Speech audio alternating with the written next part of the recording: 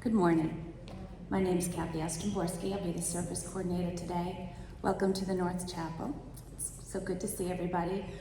And thank you for following our guidelines, which we still have in place with masking, and we'll be humming our hymns again today. So hopefully, maybe not too much longer, but for now, this is what we need to do. So thanks for being here.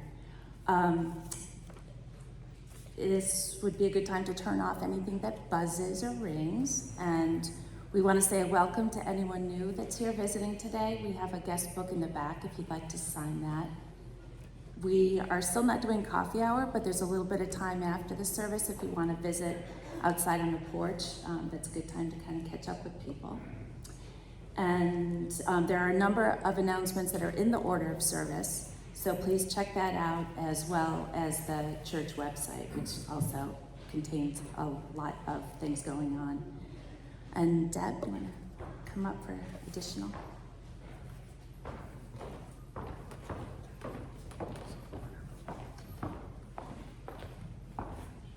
Hi, I'm Deb Bryce, not crew. This is to remind everybody of the, sorry. Okay, is that better? All right, here we go. Okay. As you know, our auction is still going on, our online auction. Thank you to everyone who either donated or made bids on some of those items. There's still time, but it's coming to a close. And part of it is experimenting with a raffle. We have 3 lovely baskets, all different, full of Vermont goodies. Each time you buy a ticket, your name will go in an egg. And on April 3rd, when we're going to stop selling the tickets by 31st of April, 31st of March. And then that weekend we'll be finishing up letting people know who's won what. And on Sunday at church, I'm going to have somebody draw one of each color egg, and you'll find out who gets that huge basket of goodies. So people who are smart bought several of the basket that they want. So they would have 5 eggs. So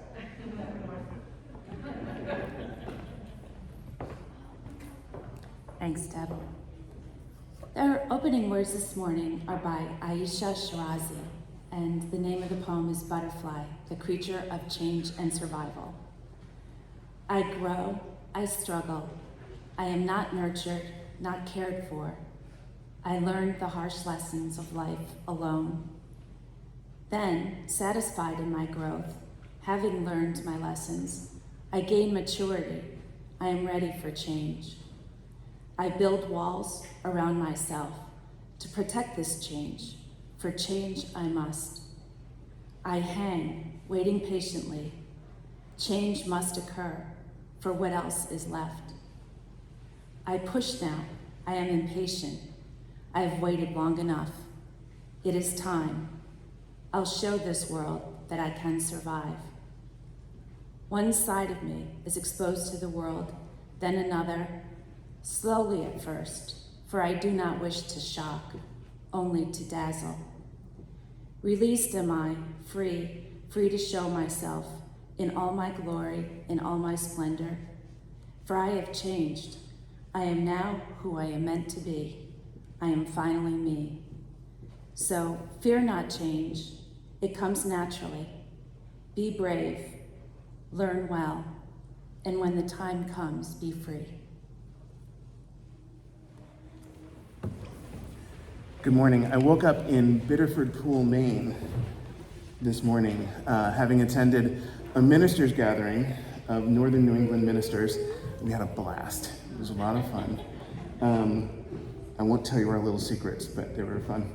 And I drove through a really heavy fog.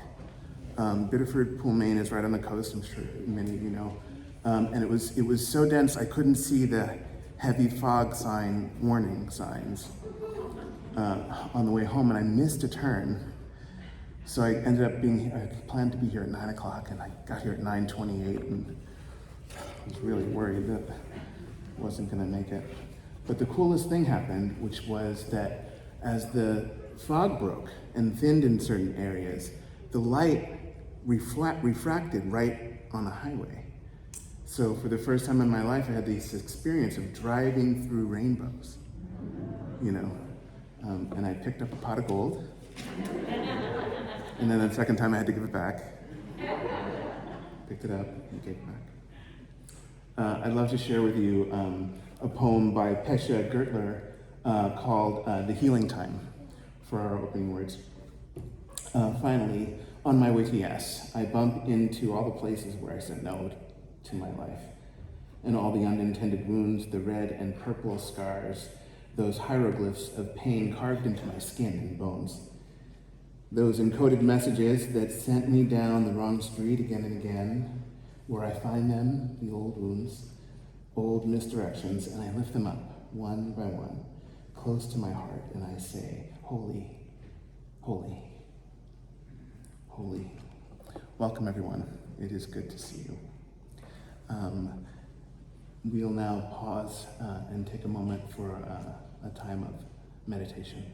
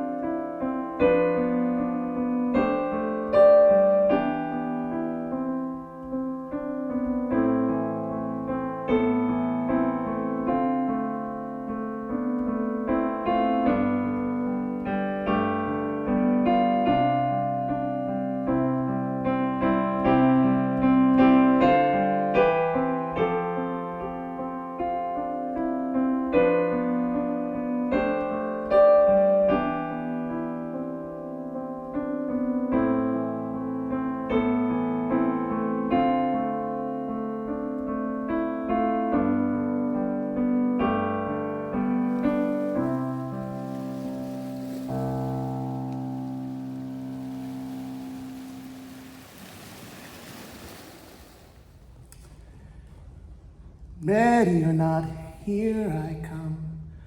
Who shall I say is calling? Michael Hedges, ready or not. Good morning and good Sunday. I hope that this new day finds you well. The title of this morning's reflection is A Way to Yes. It is a reflection on the power of acceptance, our acceptance of change. There's a bridge made out of flowers in a place called Shelburne Falls, and if you cross it, you become a butterfly. You shed whatever chrysalis you carry, you unfold new and boldly colored wings, having never seen them, not even once before. All is change in this good season. Are you ready? Because change happens whether we want it to or not. Are you ready for change is not the real question that's before us. The real question is, can we accept the change that is? Can we accept the changes that are coming? And I ask because acceptance is a way of saying yes. So I suppose my deepest question is, are we ready to say yes to life? I used to think it far more meaningful than I do now to say no and to resist things. To resist even when resistance is meaningless. Like if I made a serious mistake, I would try to cancel what I had just done through an act of resistance. I would say to myself, no. Although I was clearly, the serious mistake I had made, unfortunately, did not correct itself. The problem that I had created did not go away. Sometimes we make serious mistakes and we fall into a muddy hole and get stuck. Sometimes for hours, sometimes for lifetimes. In our great effort to be heroic, we make the tragic error of letting the ground ball roll by us without picking it up and throwing it to first base. We fail to make the play, leading sometimes to awful consequences. We wanted to be heroes, and we thought we might be famous, but somehow we came up short. We wanted to be the stars, but then we fell down from the heavens and we flamed out in the atmosphere and no one even saw. We burned so bravely and so boldly, but the sky was cloudy that evening. It was drizzling and not that many people were looking up. And even if they had, they wouldn't have seen us. And there's nothing wrong with that, so long as we don't give up the fight. Janice Ian, a poet, writes, "Stars, they come and go. They come fast and slow, and they go like the last light of the sun, all in a blaze, and all you see is glory." She tells us that people lust for fame, like athletes in a game. We break our collarbones and come up swinging. Do you know the type? Do you know those folks? Are you one of them? The brazen ones, the bashful ones, the ones who fight fiercely and foolishly enough to never cease and never to care about the odds. They just accept the odds, come what may. And undeterred and unafraid and undaunted, they just keep on pushing on. They keep on striving, setback after setback. Some of us just don't give up. When we're down, we come up swinging. We rise up singing, even when the serious mistakes we've made are public. Now it's much easier to get up again when no one knows that you've fallen down. When no one sees the bruises on the knee. There's no risk of vulnerability during those times. We can manage our discretion. We can control the flow of information at the source. In other words, when no one sees us fall, we get to choose. At least we think we get to choose how vulnerable we are and how vulnerable we become. We think that we get to choose, but it's really not that simple. We fall down publicly, and there's nothing we can do. We are guilty as charged, and we have to accept the consequences. And by those consequences, we may be fundamentally transformed. I remember a Boston Red Sox game in 1986 when a gently hit ground ball dribbled through Bill Buckner's defenses, and the whole world knew immediately what had happened. His life had changed, and it would not go back to what it was before. There's a bridge made out of flowers in a place called Shelburne Falls, and if you cross it, you become a butterfly, and sometimes that's good, and sometimes it's not so good.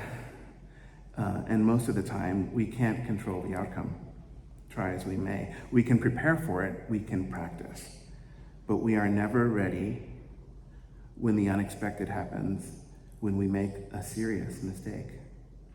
And by such things, we are transformed immediately and instantaneously. We pass the point of no return. Life changes, and we have to accept that change. We can resist, like I did back in the day, by saying, no, but it won't make any difference. Sooner or later, we have to accept what has happened. We have to say yes to life, even if it's really hard, especially when it's really hard. Change is inevitable. It's how we deal with the change that really matters. Do you know the saying, change is inevitable, but growth is optional? We can resist change if we choose to, but our resistance might not be meaningful because we're gonna shed the chrysalis either way. The wings are coming. It is our choice, though, whether or not we use them. It's up to us whether we fall or fly. I came across a TED Talk by Brene Brown. She did some years ago in Houston. I really appreciate her words. Are you familiar with Brene Brown? The talk that she offered was called Listening to Shame. Primarily, this talk was not directed at the times we fall down in private. It's directed at the more public moments, the ones that we can't hide from scrutiny. Central to this talk was the famous quote by Teddy Roosevelt, the one referred to as the man in the arena quote. Apparently it's well known. What Roosevelt said was this: "It's not the critic who counts. It's not the man who sits and points out how the doer of deeds could have done things better and how he falls and stumbles. Credit goes to the man in the arena whose face is marred with dust, with blood, and with sweat. When he is in the arena, at best he wins. At worst he loses, but when he fails, when he loses, he does so daring greatly." I don't think that there's anything more daring than choosing to become a butterfly, to be not ashamed of one's wings, just because no one else seems to have them on, to be not proud of these wings, but to allow ourselves to be lifted, to allow our soul to be lifted up by the delicate defying of gravity that we call flight. And we fly when we accept the truth about our lives, whatever happens and come what may. Sometimes the most radical thing that we can do is accept the truth that is right in front of us, even when it means we get stuck in the mud. 39 years ago this week, on St. Patrick's Day in 1983, me and my friends from high school figured out how to break the law. Or how to break the rules, in any case, the high school rules about showing up for class. On Thursday morning, March 17th in 1983, we each wrote notes to get the others out of school. I wrote one for Mike, Mike wrote one for Sean wrote one for Rob wrote one for Jim wrote one for Willie, and Willie wrote one for me. We turned them in to the attendance officer, and we all took the day off from school. We drove up to New York City in Willie's van, which was pretty awesome. And we stopped off at White Castle on Route 9, which is a couple of miles south of the Garden State Parkway. Do you know what White Castle is? White Castle is where they sell those tiny little cheeseburgers in tiny little boxes at that time for 72 cents each. We called them murder burgers because they made your stomach kind of ache after you ate them. We ordered them by the gross one time. We were going away for a weekend and we ordered 12 dozen. 2 dozen each. That's how we rolled back then. 39 years ago this week, we were taking a trip, just a day trip. So we didn't order that many, but I'm sure we got a lot. It was fun to eat them with abandon and then to throw the boxes in the back of the van. And we'd reach our destination and we'd slide the side door open upon arrival and the boxes would come tumbling out. And they would fall inelegantly on the ground and we'd clean them up, of course, but it wasn't the makings of a good first impression. Not that we cared that much. 39 years ago this week on St. Patrick's Day, we stole out of school, we escaped, and we drove to New York City. We wanted to people watch that day.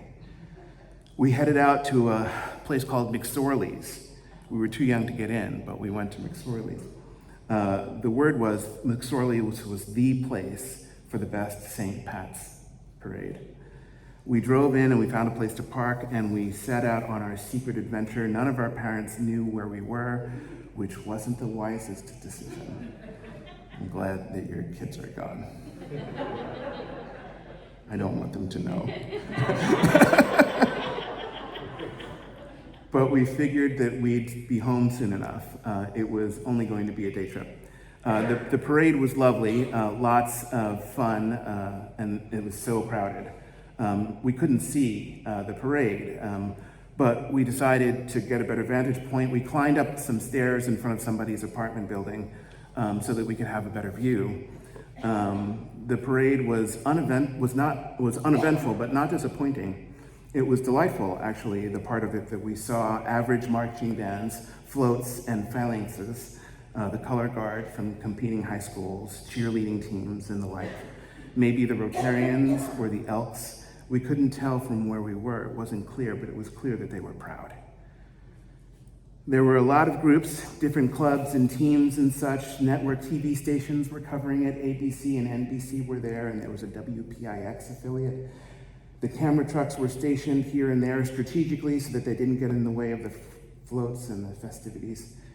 Before it got too late, we decided to be smart. We headed back to Willie's van and we took off for home. We wanted to be home in time for normal things. We didn't want to get into trouble. We didn't want to attract attention to ourselves, didn't want to rouse suspicions by being late. I can't remember what happened exactly when we got home. It's such a blur after all of these years. But I think we just went over to Willie's. That's what we usually did. That would have read most logically to our parents. Me and Mike and Sean and Rob and Willie and Jim were all in a rock band. Mark was in the band too, but he had graduated the year before. Anyway, we usually practiced at Willie's house, and it would make sense that we were there. When we got there, a bunch of parents greeted us, and they asked us how school was that day. You see where I'm going. We joked around and avoided their questions as well as we could, but then they cornered us. One of the parents said, whose steps were you guys sitting on? Whose house was that? And we were stunned, and we tried to act confused like we didn't understand what they were saying, but the parents weren't buying it. And so they kept going, The stairs on that apartment building over by McSorley's. We saw you guys on the TV news. All of us did. There were thousands of people there that day. The crowd was enormous, and the TV cameras had focused on us. It was like somehow they knew that we weren't supposed to be there, so they filmed us, and we were busted. We were totally busted, and there was nothing that we could do about it without stepping in it. And it was deep. We were all there, stuck in the mud. This is the season for it. The mud is so thick out there where I live, it's unbelievable. There's no way around it. No matter where you step, you're just gonna have to accept the consequences. You're gonna lose a shoe. That's all there is to it. So we had made a serious mistake. We had cut out of school and we drove to New York City, and we got found out. It was actually funny. Our folks saw how much fun we were having, and fortunately, it made them feel pretty good about themselves. We were all in a whole lot of trouble, don't get me wrong.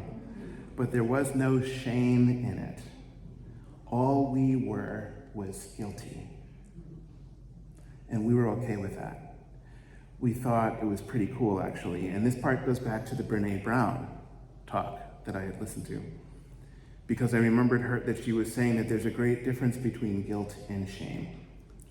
She said, the thing to understand about shame is that shame is not guilt. Shame is a focus on the self. Guilt is a focus on behavior. Shame is, I am bad. Guilt is, I did something bad. How many of you, she continues, if you did something that was hurtful to me, would be willing to say, I'm sorry, I made a mistake? How many of you would be willing to say that? And she asks for hands, and she says, guilt means I'm sorry, I made a mistake. Shame is I'm sorry, I am a mistake. All we were was guilty. The willingness to apologize is an aspect of acceptance. It is that taking of responsibility for one's own actions. Guilt enables acceptance, shame disables acceptance. There is a deep implication here as well, and Brown continues. She says, there's a huge difference between guilt and shame. And here's what you need to know. Shame is highly, highly correlated with addiction, depression, violence, aggression, bullying, suicide, eating disorders. And here's what you need to know more. Guilt is inversely correlated to those things.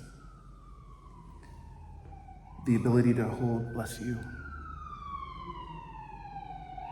It's the second time. The ability to hold something that we've done or failed to do up against what we want to be is incredibly adaptive. Adaptation is part of our decision to grow. As we know, change is inevitable. Growth is optional. It's up to us. But it starts with acceptance. It's spring today. Woo-hoo. This day, March 20th, is the vernal equinox. The length of the daytime and the length of the nighttime are the same today. Those times are balanced. This happens only 2 times a year. Early spring accepts late winter and will soon teach her how to flower. Everywhere around us, life is new. There's a bridge made out of flowers in a place called Shelburne Falls, and if you cross it, you become a butterfly. You shed whatever chrysalis you carry, and you unfold new and boldly colored wings, never having seen them, not even once before. All is change in this good season. Are you ready? Because change happens whether you want it to or not. Are you ready to accept the challenge of change? If you are, then that's wonderful, because acceptance is a way of saying yes to life. Not all of us are ready, and there's no judgment here. It is enough to keep our eyes on the prize. If you find that you are not ready to accept the challenges of change in life, consider the possibility that behind this resistance, behind our saying no, there may lie a deeper yes. What yes is that no protecting? Resistance is not futile, but neither is it meaningful necessarily. As we know, change is happening all around us, ready or not. Michael Hedges wrote a song by that title. I learned it note for note years ago. I'll have to relearn the chords and the melody once again, but the lyrics are lovely. Ready or not, here I come. Who shall I say is calling? My image is refracting through wide, wild angles of publicity. Ready or not, tongue in groove. Lose yourself and wait for your heart to speak. My favorite verse is the last. Ready or not, here I come. Naked eyes and naked ears, sighting in, sounding out. Fear can always frighten up a few disciples, but no thing can convert true identity. Who we are is changing. It always has been and it always will be. The question is, can we accept the challenge of that change? Are we ready to say yes? Because the big changes are coming, they're happening now, ready or not. There's a bridge made out of flowers in a place called Shelburne Falls, and if we cross it, we become the butterfly. We shed whatever chrysalis we carry, and we unfold new and boldly colored wings, and either we fall or fly. May we make the best choice that we can in good times and in tempest, in conflict and in consensus, held whole and honored by a love that knows no bounds. May it be so. Blessed be.